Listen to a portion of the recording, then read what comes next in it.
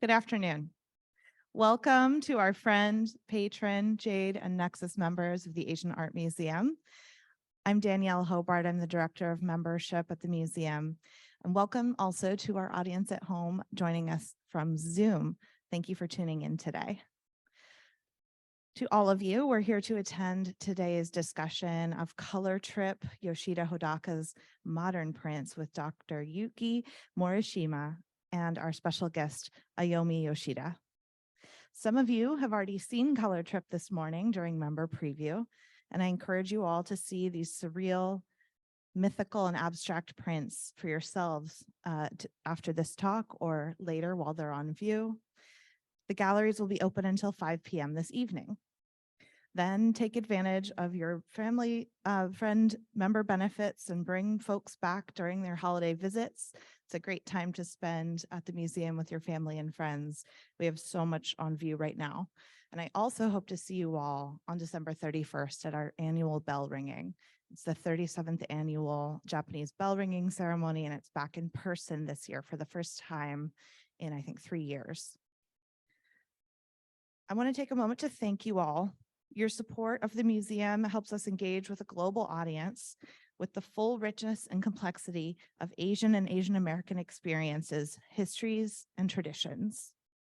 At a time when kindness and empathy are needed most, the museum invites you to enjoy remarkable art and share our respect, pride, and passion for creative expression. Today, the museum's responsibility to share the wealth of Asian and Asian American art and culture is imperative, but we are challenged by the ongoing effects of the pandemic, decreases in funding, and rising costs. We need your help, and I hope that you will consider today making a gift to the museum fund before the end of the year. All right, let's dive into today's program. Please welcome Rob Mintz, Deputy Director of Art and Programs at the Asian Art Museum.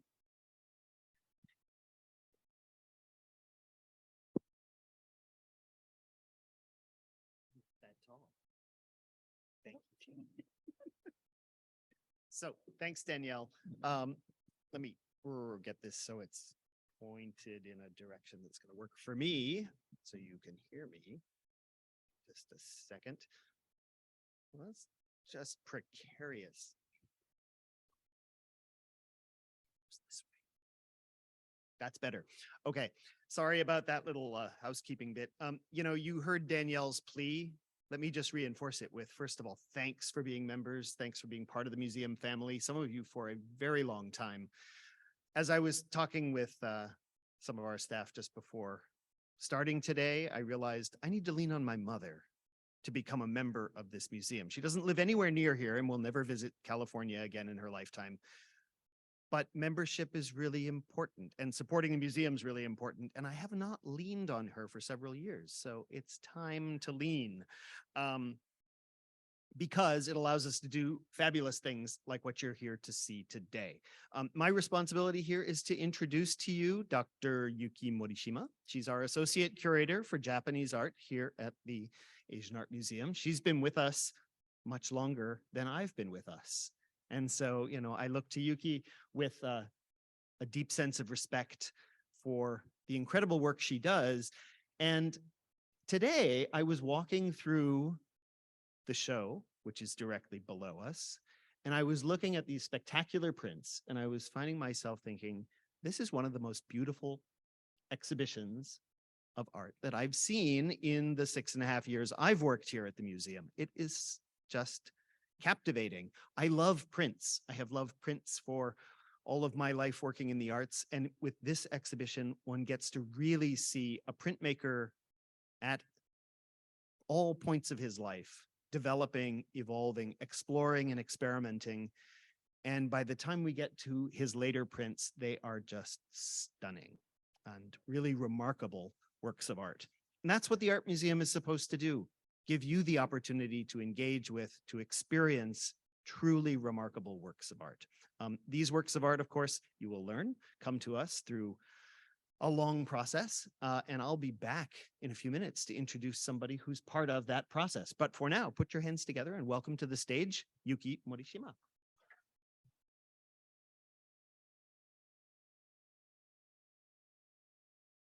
Thank you so much. I think I have to adjust the mic too and much shorter. Does that sound okay? Yeah. Okay, so thank you so much for the kind introduction. Well, let's begin. Oh, it doesn't go forward. Why is that? Okay, it's working. Thank you. Yoshida Hodaka was a Tokyo-based artist known for his surreal and abstract modern prints. He was a prominent member of the Yoshida artistic family, but he challenged his family's tradition of realistic woodblock prints and blazed his own path as a modern printmaker. This exhibition chronologically explores Hodaka's development as an artist. It also features supporting artworks by the Yoshida family printmakers to contextualize his artistic career. This is a photo of the Yoshida family taken in 1950. Hodaka's older brother, Toshi, the second adult from the left, was going to inherit the family's commitment to printmaking. So the parents hoped Hodaka would become a scientist instead of an artist like them. Despite his parents' wish, Hodaka secretly produced art in the attic at night and eventually became a successful artist. Once he decided to become a printmaker, Hodaka rebelled against the family's artistic style of realistic woodblock prints.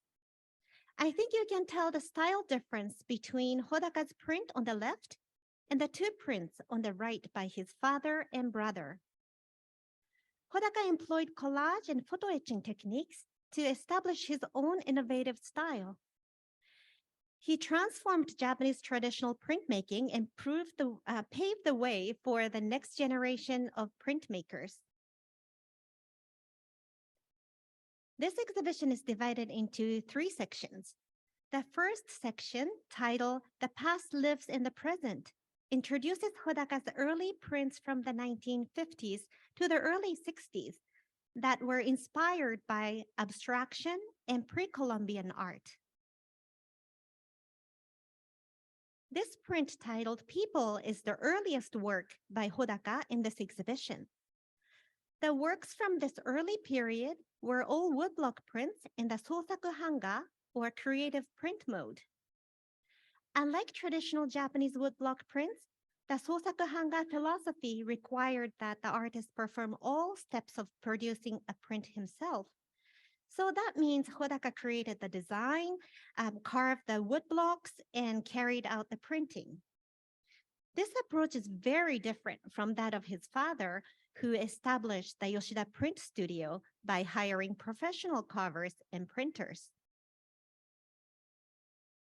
Young Hodaka and his brother Toshi traveled together to North America in 1955. On a visit to Mexico, Hodaka became fascinated by Mayan art and architecture. Influenced by the bold outlines and shapes he encountered during this trip, Hodaka produced Mayan-inspired abstract woodblock prints from 1955 to the early 1960s. As you can see from the 2 works on the screen, they are full of life and energy. The artistic legacy of the Yoshida family had a major influence on young Hodaka. The first section also includes 14 works by Hodaka's family members. His father, Hiroshi, was a famous oil painter and woodblock printmaker. He became the first generation of the Yoshida family printmakers who made a significant contribution to the history of Japanese modern prints. Hiroshi was a prominent member of the Shinhanga, or New Print movement, which sought a revival of the ukiyo-e print tradition in the early 20th century. As I mentioned before, Hiroshi did not want Hodaka to become an artist. Reflecting on his relationship with his father, Hodaka said, "I came to realize what a wonderful education he had given me, even if not intentionally, by creating an elegant and unique environment that contributed so much to my own development as an artist and a man." Hodaka's mother, Fujio, broke gender barriers in her day as a Western-style painter. She originally created realistic paintings, but turned her attention away from painting and began making abstract prints in the 1950s. Hodaka was establishing himself as an abstract artist at that time and probably was the main catalyst for Fujio's experiment. Fujio lived to age 99 and practiced art professionally throughout her life. Hodaka must have been inspired by his mother, who exhibited her works and entered art competitions well into her 90s. Hodaka's brother Toshi is known for his prints of naturalistic animals and landscapes. His conservative training under his father and the pressure to maintain the Yoshida family print tradition kept Toshi from pursuing the experimental mode of printmaking that Hodaka was exploring at that time. 15 years his senior, Toshi was a mentor figure to Hodaka, and he exposed Hodaka to different art and cultures. The 1955 trip to Mexico was a good example. Hodaka's wife Chizuko was trained as an oil painter and established her work long before she joined the Yoshida family in 1953. After meeting Hodaka, Chizuko began to explore printmaking and became one of the leading female abstract printmakers. She co-founded Joryu Hanga Kyokai, or the Women's Print Association, in 1956. She pushed the boundaries of the male-dominated printmaking field in Japan. Hodaka's daughter Ayomi went one step further and began creating large site-specific installations, such as Yedoensis, installed here at the Asian Art Museum in the summer of 2017. She continues to pursue her own identity as a new generation printmaker. It is rare to have a family of artists in modern and contemporary times, and I think it's in and outside of Japan. Even during the pre-modern times, artistic families often adopted young talented persons into the family to continue the line. As for the Yoshida family, they are actually blood related and they are all successful. I hope the artworks by the Yoshida family included in the exhibition help you contextualize Hodaka's prints. I think they provide insight into the development of his creativity. The second section is titled Nonsensical Landscapes, and it is about Hodaka's collages from the late 1960s to 1970s. In 1963, Hodaka traveled to New York and became fascinated by the pop art movement that was flourishing in the city. Works from his mythology and landscape series produced after the trip reflect Hodaka's take on pop art. So bold colors, photo collage, and cutouts from magazines. The discovery of new printing techniques, such as photo etching, provided him with a new artistic vocabulary during this time. Hodaka's 1973 Zodiac series is an example of his collage of borrowed images to create his nonsensical landscapes. It is a set of 12 prints, each representing a Western astrological sign. Here you see Capricorn and Pisces. Hodaka playfully assembled and juxtaposed ordinary objects, but out of context, to create his surreal scenes with dreamlike atmospheres. What first appears to be a simple landscape might be a human body placed horizontally to illustrate a mountain, like you see in Sagittarius. Or you may find cropped fragments of unrelated objects, such as wristwatch, stars, and lilies to represent seashore, as you see in Cancer on the right. Every element of this landscape is a detailed image in duplicate.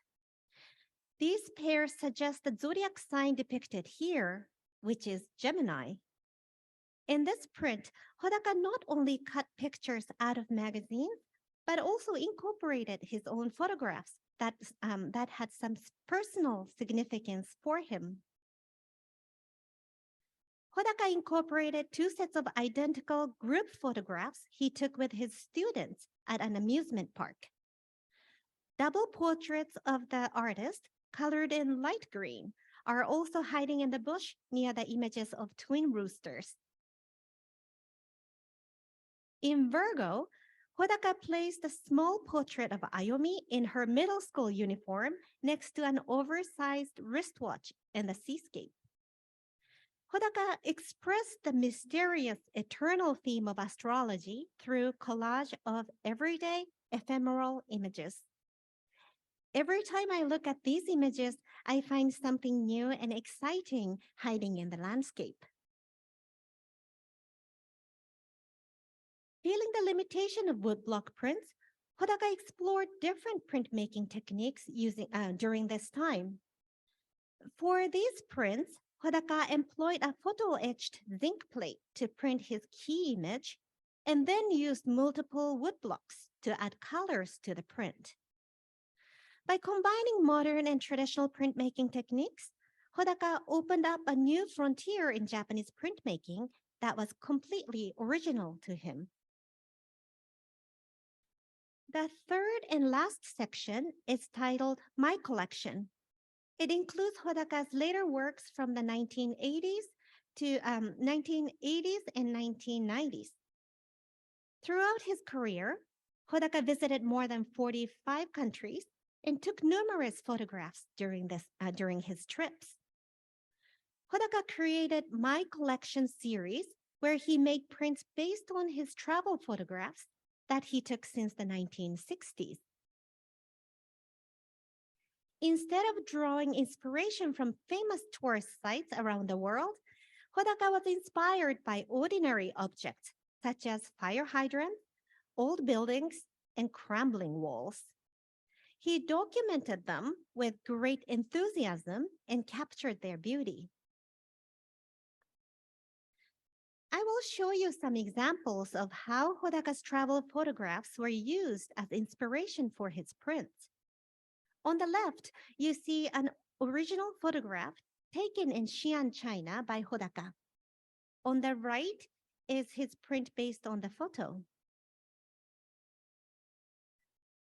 Hodaka traveled to Istanbul, Turkey, and took the photograph of the house. He then used the image to design the print on the right. Here, Hodaka removed the busy background and isolated the road markings. By eliminating contextual references, the artist makes us focus more on the shapes of the road markings in this print. When comparing the original photographs of old buildings with the final composition of this print, Hodaka's sophisticated design sensitivity is apparent. Hodaka always carried his camera and sketchbook while traveling. His sketchbooks show that Hodaka carefully planned his design on paper before creating his prints to determine the best composition. Even after Hodaka began to use photographs for his prints, he continued to plan each composition carefully on paper, as you see in his sketchbooks. Hodaka's travel photographs led to his final series of walls. Between 1991 and 1995, the expressive surfaces of old walls became Hodaka's main theme. Painted and peeled and repainted, these crumbling walls fascinated Hodaka. Those wall images can be enjoyed for their beautiful texture and colors. Well, while the oversized prints like this one on the screen make us feel as if we are standing before the actual walls, the smaller prints like those have no references to the original walls. Hodaka found beauty in the visible signs of age and decay and captured the human story of the surfaces of these crumbling walls. Produced over the course of almost 40 years, from the 1950s to the 1990s, the prints featured in this exhibition showcase Hodaka's evolution as an artist. These artworks I shared with you today are much better in person. Please go downstairs and enjoy the beautiful prints in Osho Gallery after this event. Thank you very much.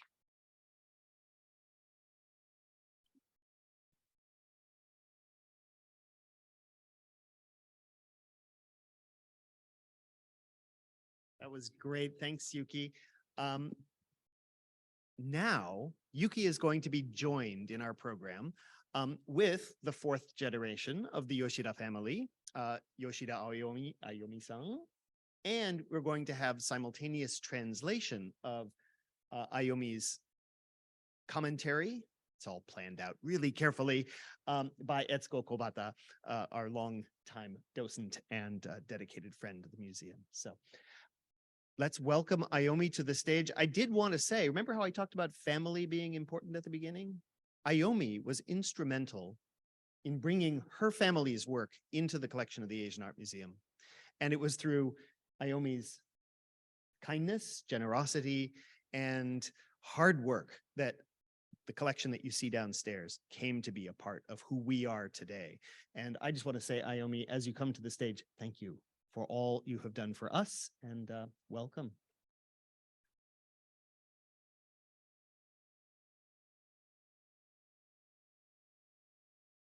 Thank you, Rob.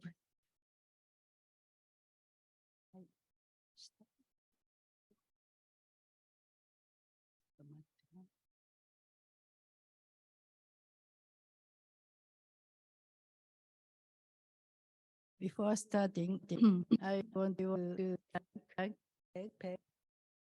yes. I like it very much. I like it very much. 今日は私の視点から見たアーティストとしてのHodaka、そして父としてのHodakaについて話したいと思います。そして今回の展覧会に展示されている作品についてのエピソードもいくつか話したいと思います。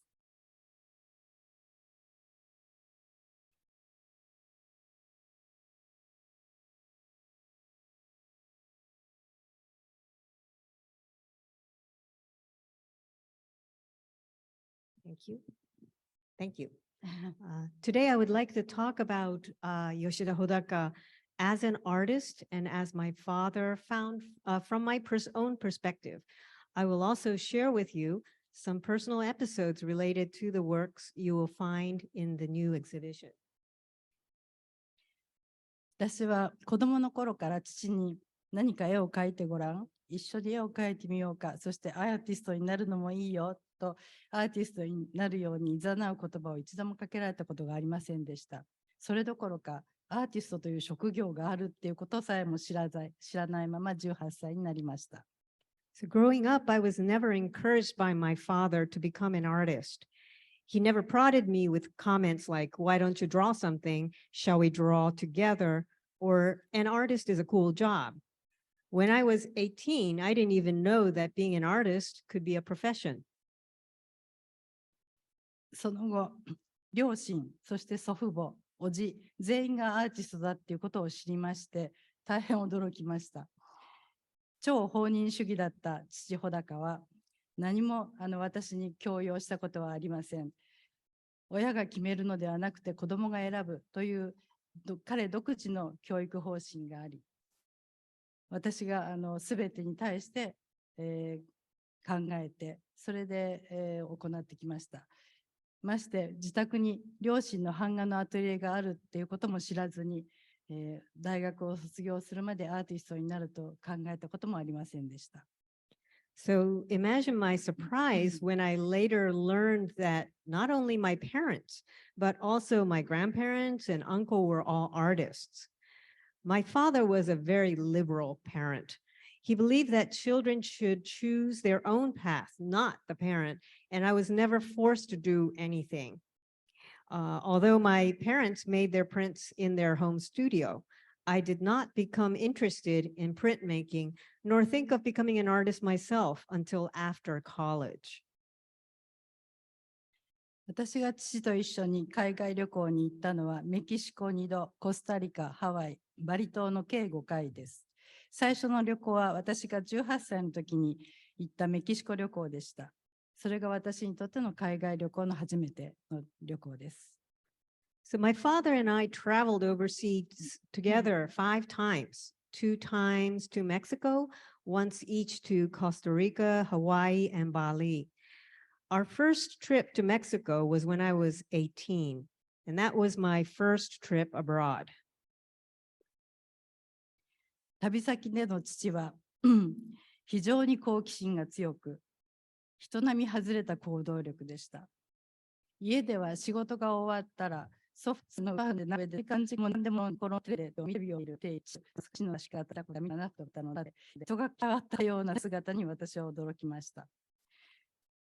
旅先では常にカメラを2台持ち、左肩にはカラースライドフィルム、右肩には白黒フィルムのフィルムを入れてカメラを持ち歩き、常に日の出から日暮れまで撮影して歩きました。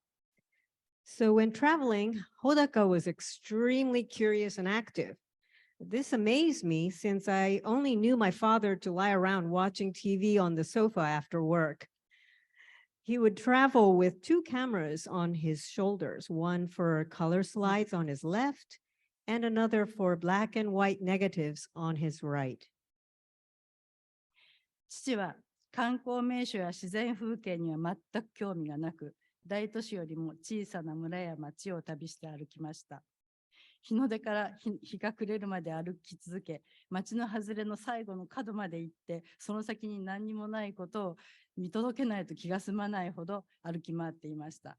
平気で坂や階段を登ったり降りたりする健脚な父のすべての工程を一緒に歩くことは到底無理でした。Hodaka was not interested in tourist sites nor natural landscapes. He preferred small villages and towns over big cities. Walking from sunrise to sunset, he would not settle down until he saw every village and found nothing beyond its borders. I could never join him for the whole day, climbing slopes and stairs for hours on end. 毎朝、日の出から2時間ほど歩き、フィルム5本分の撮影を終えてからホテルに戻った父と私は朝食で合流しました。彼は決まってオレンジジュースを注文し、いろんな国の言葉でオレンジジュースは注文できるよとはにかみながら、朝食中も地図を見て次に歩く道を印をつけてました。そのスタイルは、穂高が最初の旅行から1995年の最後の旅行まで40年間続いた彼のスタイルでした。So I let him explore on his own from daybreak for about 2 hours, meeting up for breakfast at the hotel later on. By that time, my father would have used up about 5 rolls of film. He would always order orange juice and say, smiling bashfully, "I've learned how to order orange juice in many languages."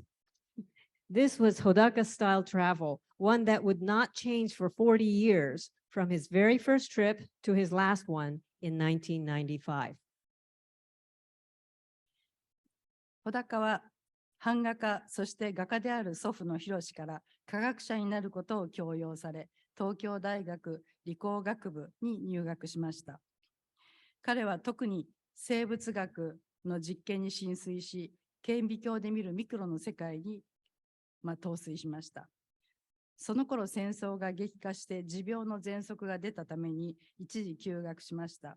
翌年復学しましたが、工場動員などで学校の、授業はおろそかだった時代で、彼は自宅にいながらにして描ける油絵に興味を持ち始め、独学で描き始めました。Hodaka's father, Hiroshi, was a painter and printmaker, but he wanted Hodaka to become a scientist. Obediently, Hodaka applied to and was accepted into the Department of Science and Engineering at the University of Tokyo. He loved biology, especially the world one finds under a microscope. But as the Pacific War intensified and his asthma worsened, he took a temporary leave of absence from school. Though Hodaka returned to college the following year, it was still difficult for him to focus on his studies as Japan was mobilizing students into factories and other war efforts. It was during this time he became interested in oil painting. It was something he could do at home, away from everything else. 大学を2年で中退し、本腰を入れて絵を描くにした穂高は、広に知られたら期待を裏切ることになると考え、屋根裏部屋の小さな暗い部屋に隠れて絵を描き始めました。祖父に対して反骨心もあって、抽象画を描き始めました。しかし、彼はまだ自分の中で油彩画の方向性に迷っていながらの制作でした。After 2 years, my father decided to leave college and devote himself to painting. He didn't let his father, Hiroshi, know for fear of disappointing him and began painting in secret, hiding in a small dark room in the attic of the family home. He started painting abstract paintings, perhaps in defiance of his father, but he was not yet sure of his artistic direction. 祖父広は風景画家の第一人者として画壇の先頭に立つ偉大な画家でした。その上、大の抽象画反対派だったので、広に小高は自分の油彩画が見つかったら感動されると思い、秘密にしていました。My grandfather Hiroshi was a distinguished artist, a leading landscape painter, but he was also openly critical of abstract painting. Hodaka feared he could be disowned should Hiroshi find out about his own paintings. ちょうどその頃、世界的にも抽象画が先端美術だったこともあり、祖父の藤尾、それから叔父の当志も抽象画を描き始めました。二人とも広に抽象画が見つかったら大変だと、狭い部屋に屋根裏部屋にキャンバスを持ち込んで、穂高に加わり3人でひしめき合って油彩画を描いていました。結局その3人で描いたことが穂高にとっては大きな刺激となり、自分独自の油彩画の方向性を見出すこととなりました。Abstract painting was considered cutting edge then, and Hodaka's mother Fujio and older brother Toshi soon began experimenting in this style. But also afraid of grandfather Hiroshi, they joined Hodaka in his small attic studio. Working side by side with Fujio and Toshi like this in this small room greatly inspired Hodaka, helping him find his own painting style. 結局、3人の隠密作戦も広にバレることになりました。それは、広が創立し、会長だった具象画主体の太平洋画会展に3人揃って抽象画を出品し、穂高の絵が受賞してしまったからです。終戦直後の当時、作品を展示する場は非常に少なく、絵画団体展が唯一の発表の場でした。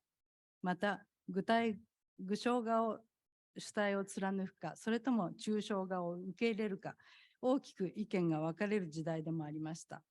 穂高は自分の最初の自信作を画壇に知らしめたいという思いと同時に広に挑戦し認めてもらいたかったのかもしれません。授賞式で会長の広がいやいやながらそっぽを向いて穂高に賞状を渡したのを見たと、その後知り合うことになった母千鶴子が言ってました。In the end, this covert operation could not be kept from Hiroshi. The three artists entered their abstract paintings in an exhibition hosted by the Taiheiyo Art Association, an association founded and chaired by Hiroshi. Although this exhibition was known for its focus on representational art, Hodaka's work won a prize.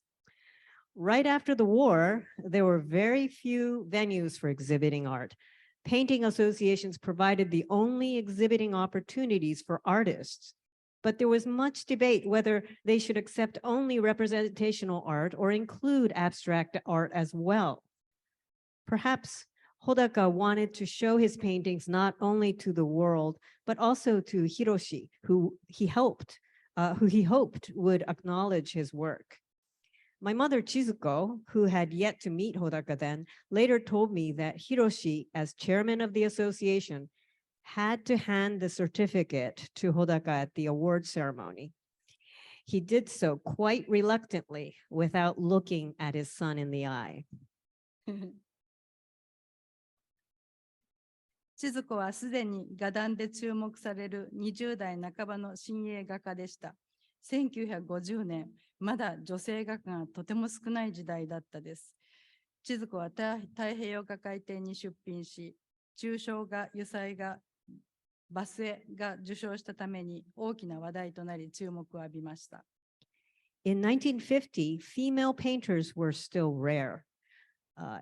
My mother, Inoue Chizuko, was in her mid-20s then, an emerging painter gaining momentum in the art world. When she entered her works in the Taiheiyo Art Association exhibition, her abstract oil out on the town won an award, attracting a great deal of attention.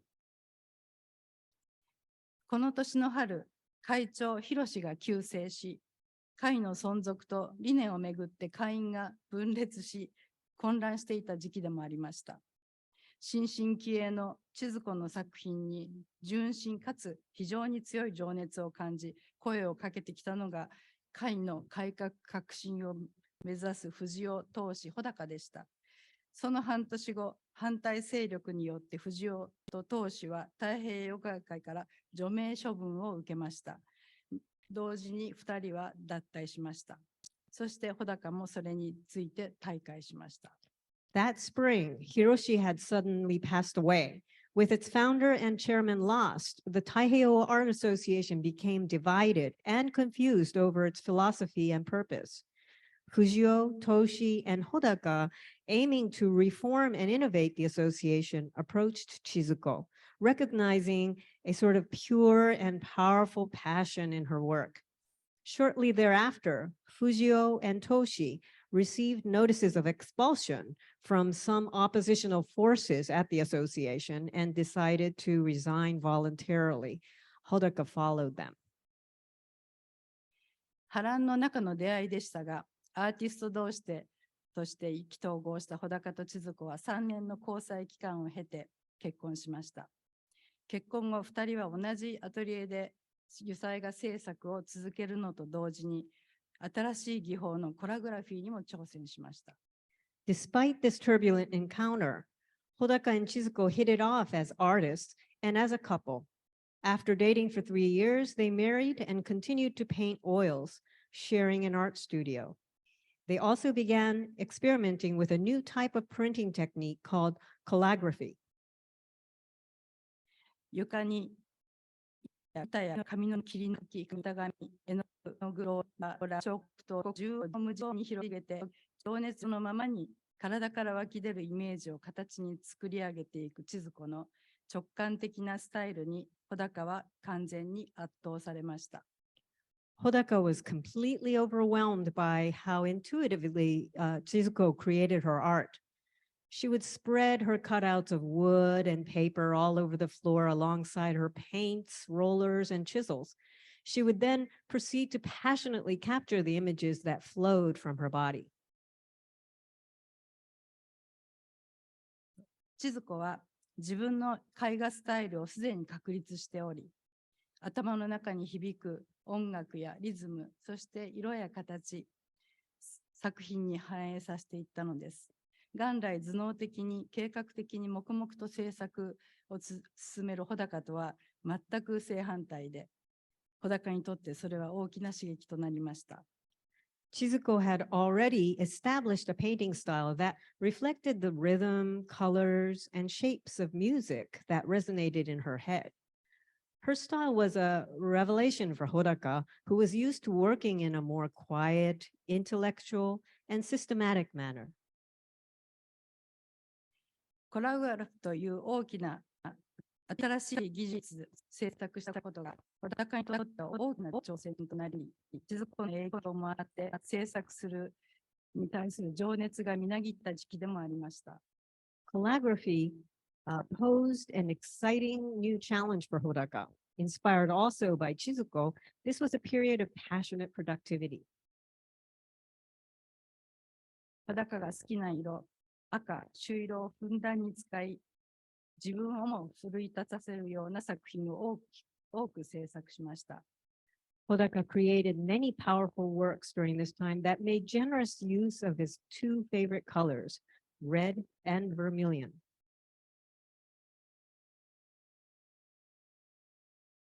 コラグラフィー、油彩画、そして並行して木版画も制作しました。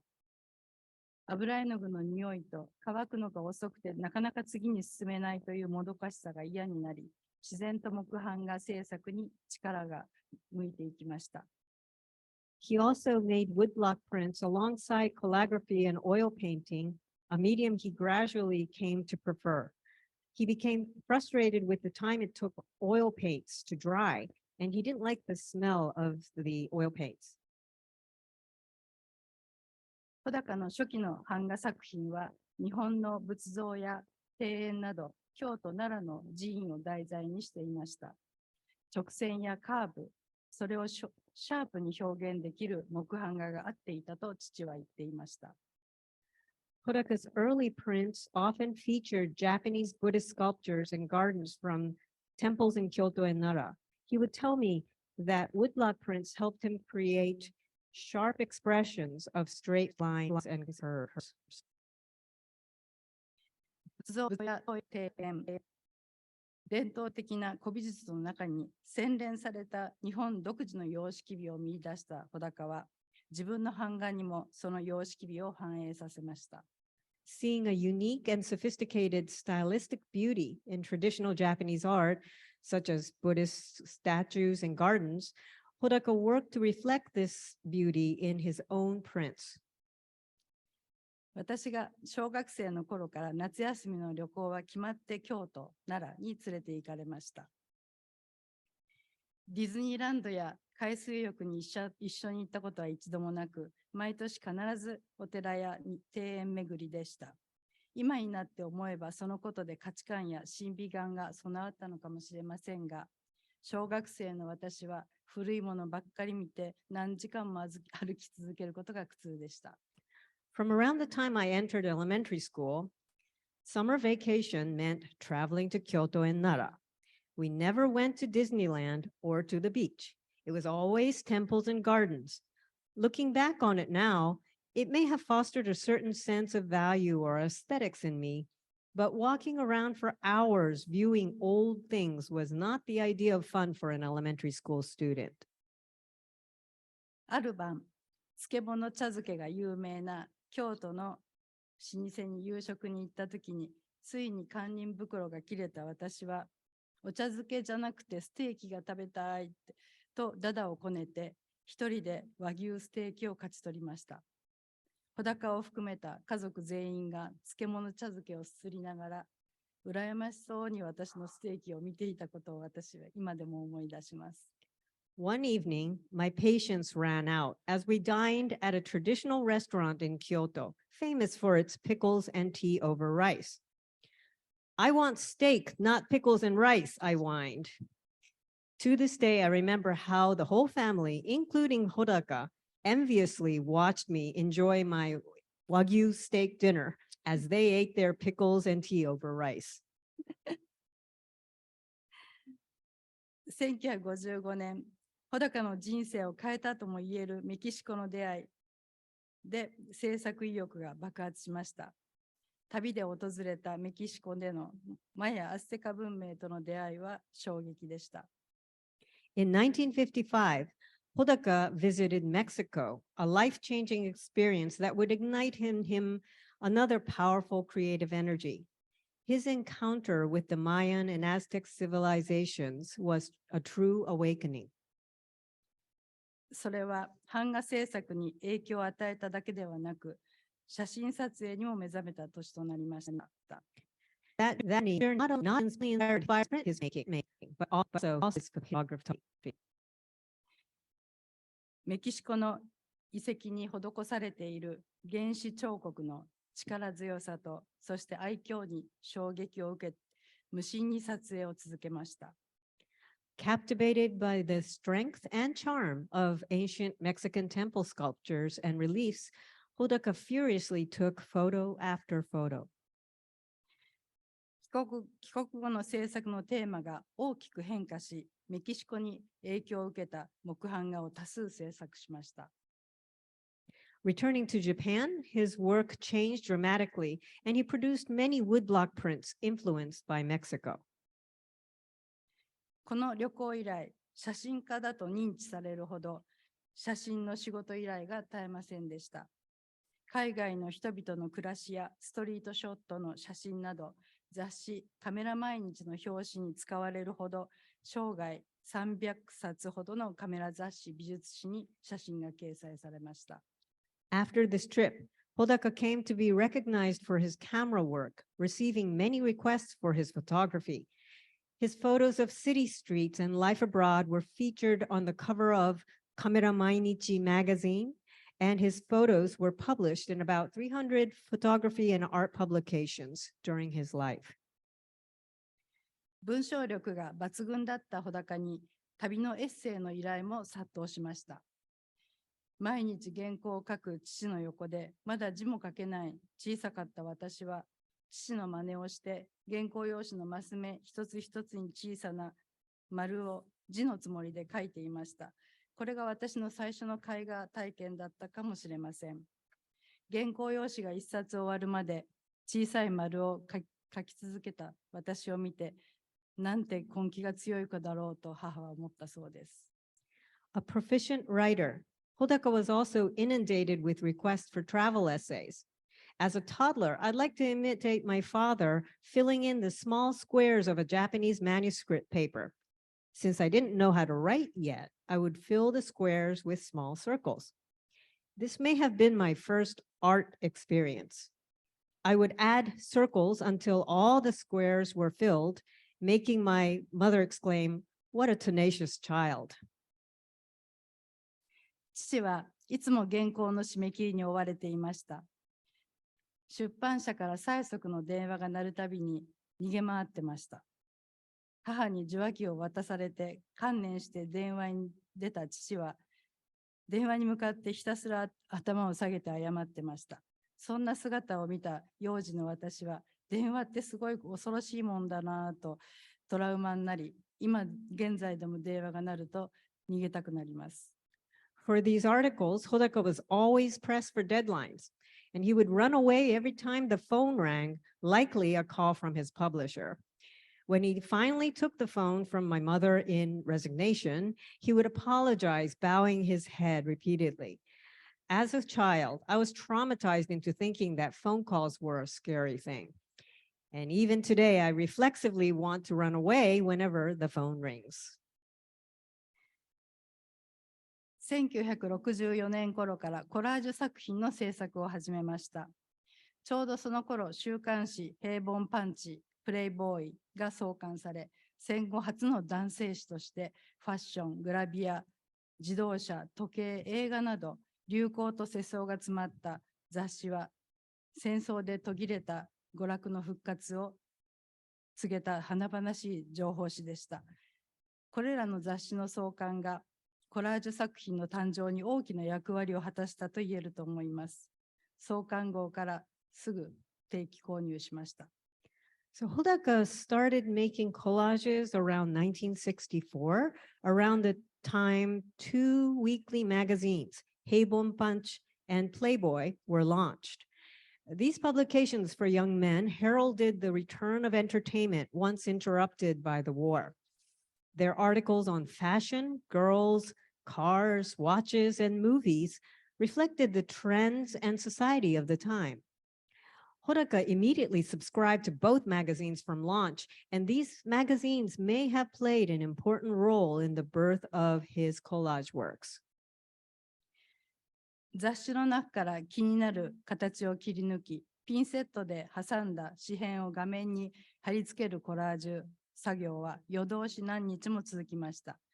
一枚の紙片を持ったままどこに貼るか何十分も思案しました。時には何時間も悩んだこともありました。For his collages, Hodaka cut out shapes from magazines and pasted them on a surface using tweezers. He would do this all day long and into the night. He often sat for a long time, cut out in hand, sometimes for hours, trying to figure out where that piece should go. そして必要な空間を残した上で、これ以上貼る場所がもうないと判断したときにコラージュは完成したのです。優れた完成と完璧を求めたコラージュ作品は、色と形が絶妙なバランスで織りなす完成度の高い作品となりました。The collage was complete when, after securing necessary empty space, there was no further room for images. Hodaka's collages were highly refined, balancing colors and shapes with a discriminating taste and perfectionism. グラビア写真がたくさん掲載された雑誌を積み上げている仕事をしている父の横で、幼稚園の弟が嬉しそうに女性ヌードの写真を見ていました。母はとても心配しましたが、穂高は全くお構いなしで弟が見たいと思うものを取り上げることはしませんでした。My baby brother, who was in kindergarten at that time, liked to sit next to my father as he worked. My mother expressed concern when she caught him happily checking out the female nudes among the piles of magazines. Hodaka paid no attention and allowed my brother to see what he wanted to see, never taking anything away from him. 1973年の星座シリーズの双子座には父と学生たちの写真が使われています。雑誌から切り抜いたコラージュと穂高自身が撮影した写真を併用した最初の作品だと思われます。This work, titled Gemini from the 1973 Zodiac series, features photos of Hodaka and his art students. This may have been my father's first attempt in combining photos he took with magazine clippings. 創立したばかりの専門美術学校の初代の教員の一人であった穂高と学生が一緒に遠足に行った時の写真です。この時代の美術学生は大学制度、政治体制、そして権力への反抗心でいっぱいでつわものばかりでした。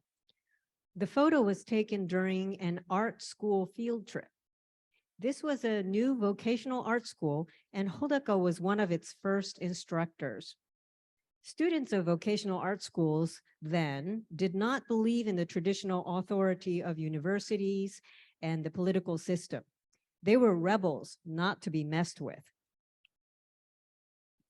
穂高は学生たちに教師というよりもアーティストの先輩として接し、的確なアドバイスを与えました。頻繁に学生たちを家に招いて、庭でバーベキューパーティーを催し、アートや政治議論など明け方まで語り合いました。好奇心に満ちた中学生だった私は、ヒッピー然とした学生たちの奇妙奇天烈な経験談や旅行話に興味津々と、夜が更けても目がランランとしていました。彼らの恋愛話やマリファナ経験談などを中学生の私に聞かせていた父は全くもって奔放だったと思います。Hodaka approached his students as a veteran artist rather than an instructor, providing appropriate art advice as needed. He often invited his students to our home for barbecue parties in the yard and would discuss art and politics with them until dawn. As a junior high school student, I listened with wide eyes late into the night to the unconventional experiences and travel stories of these hippie types. Hodaka was a pretty free-spirited father to have let his junior high school daughter listen in on these stories of love affairs and marijuana. 早く寝るように促すこともなく、女の子だから子供だからと制することもありませんでした。常識にとらわれず英断を下し、そしてかっこいい作品を制作する穂高を学生たちは尊敬し、その後も付き合いは穂高が亡くなるまで25年間続きました。He never told me to go to bed early or stop listening in because I was underage or was a girl. My father's students also respected him for his ability to make his own decisions unfettered by the expectations of others, as well as his ability to create truly cool art. My father's relationship with his students lasted for 25 years until his death. 穂高が世界各地の旅から持って帰った民芸品、古美術のコレクションは膨大です。ピラミッドの傍らで出土品を売るインディオたちの子供から土偶を買い、そしてガテマラ織の色合いに見せられて布を大量に集め、そしてニューギニアから船便で送った戦士の盾が玄関扉を通らないほど巨大だったこともありました。Hodaka brought home a tremendous quantity of folk crafts and antiques from his travels around the world. He bought clay tomb figures from villagers selling objects near the pyramids. In Guatemala, he fell in love with the color of textiles and collected numerous examples. He once sent a warrior's shield from New Guinea by surface mail, which was too huge to pass through our front door. 1960年の美術史に穂高は寄稿しています。もしも僕が大金持ちになれたら、世界中の民芸品をたくさん仕入れて、自分のコレクション美術館を作りたいと。残念ながら大金持ちになれなかったので、彼の美術館の夢は実現しませんでした。In 1960, Hodaka wrote in an art magazine, "If I were a very rich man, I would buy folk art from around the world and build a museum of my own collection." Unfortunately, this dream never came to fruition, as he never did become very rich. 彼のコレクションの対象はやがて持ち帰れないものへと移っていきました。それは旅先で出会った道路標識、路面表示、郵便箱、そして消火栓、扉、家、壁などです。持ち帰れないものを自分のコレクションに加えたい衝動と欲望を叶えたのが、それらのカメラを、写真で撮ったカメラで、フィルム内に収めて持ち帰ることでした。Over time, he would begin to collect things that cannot be brought home. These included street signs and road surface markings, mailboxes, fire hydrants, doors, houses, and walls he encountered during his many travels. Hodaka added these things that could not be brought home to his collection by taking photos of them. それらはもっぱら現地の人々の生活感を感じるもの、人の手の跡や痕跡が残る住居または街並みで朽ちて失われる寸前のような危ういものばかりでした。そして自分が撮影した写真をもとに版画を制作する手法にたどり着いたのが今回展示されている1975年以降の私のコレクションシリーズです。These objects captured local life, houses, and townscapes, showing traces of human existence, fragile and on the verge of decay. The print series dated 1975 onward, titled My Collection, was created from these photos he took.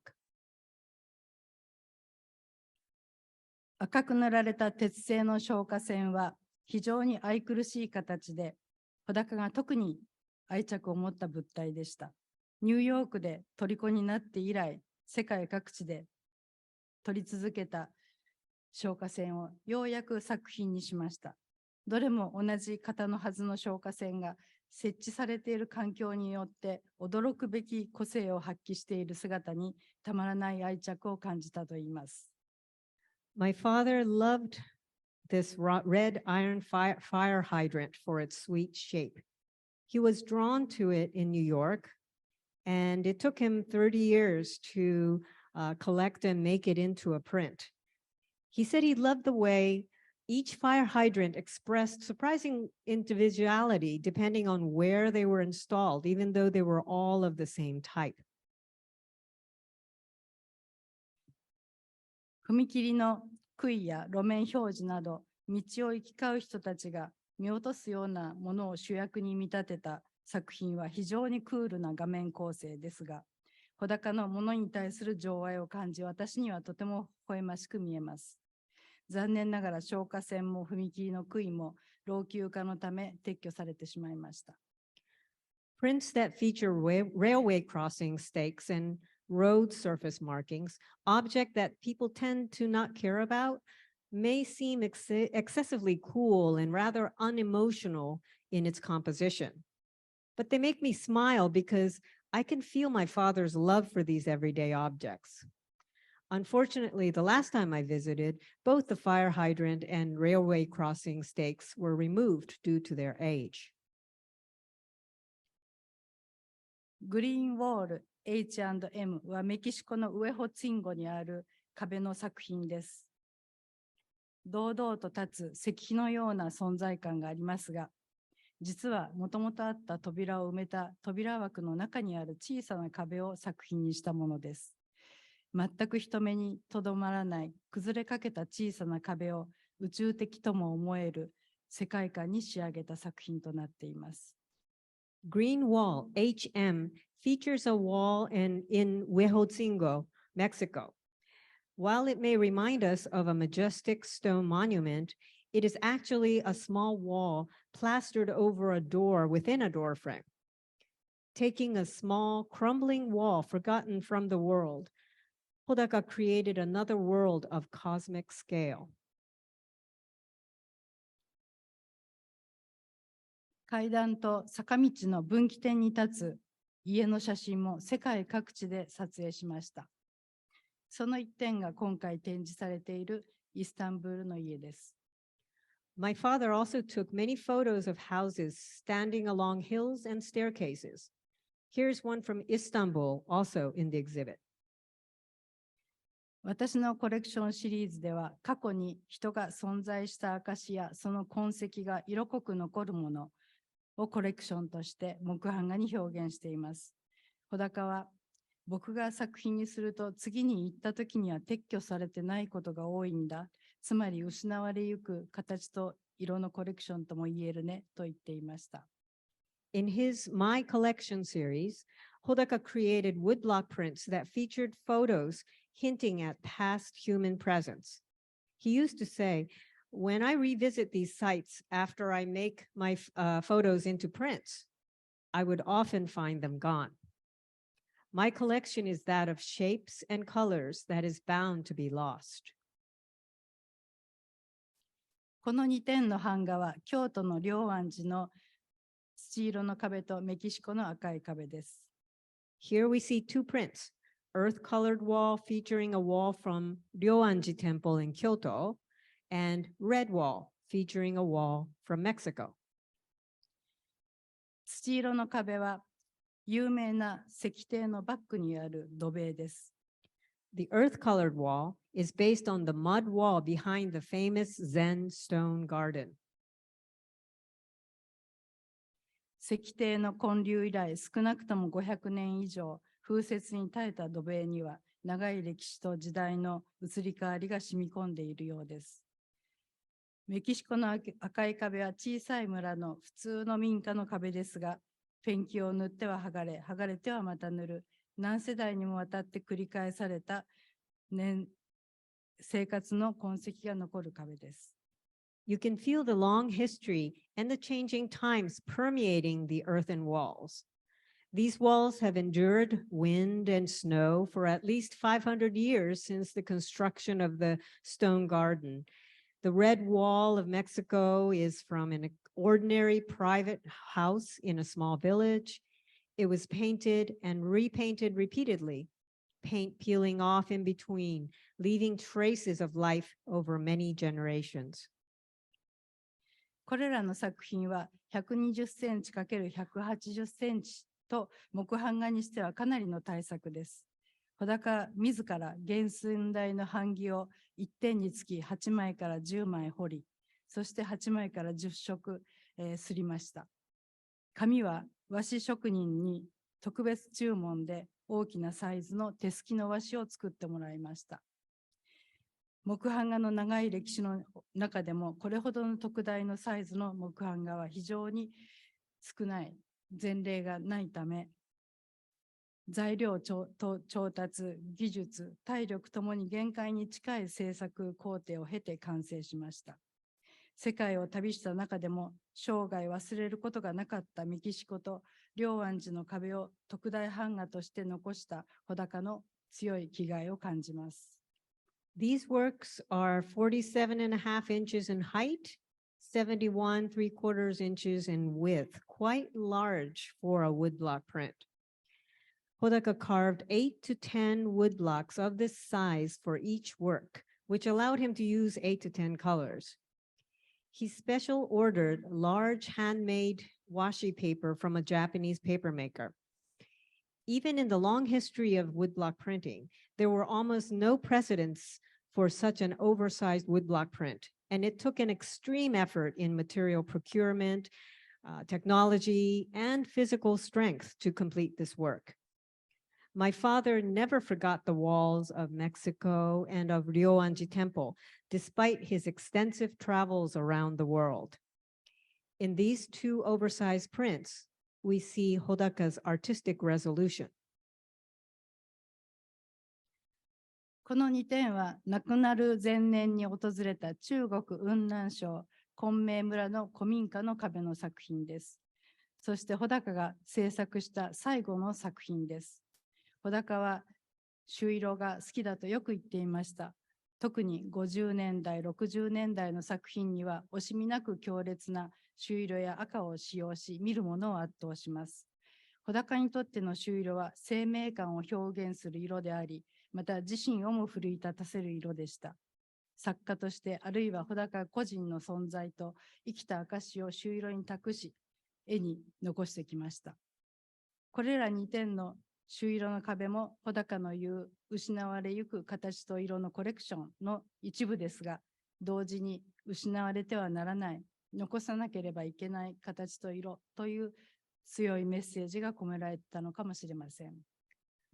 These two prints are based on the walls of an old house in Kunming Village, Yunnan Province, China, where my father visited the year before his death. These are my father's final works. Hodaka often expressed his fondness of the color vermilion. His work in particular make of powerful vermilion and red. For Hodaka, this was a color that expressed life and vitality, one that would also provide him with power and inspiration. He would use vermilion as a way to express his own existence as an artist, as well as a human being.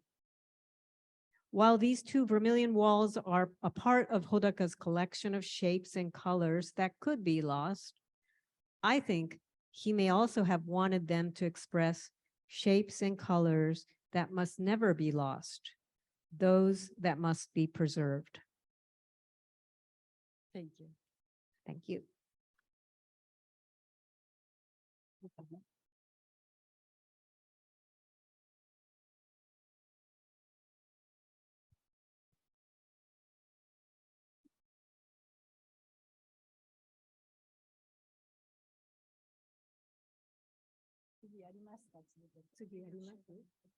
Should we do the second one? Or do you have time for us now? Very short this one. Oh, this is